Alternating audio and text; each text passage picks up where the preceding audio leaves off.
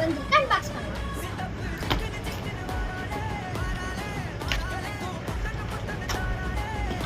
நமக்கு வந்து பார்த்தீங்கன்னா ரொம்ப பியூட்டிஃபுல்லான ஒரு டைரி கிடைச்சிருக்கு.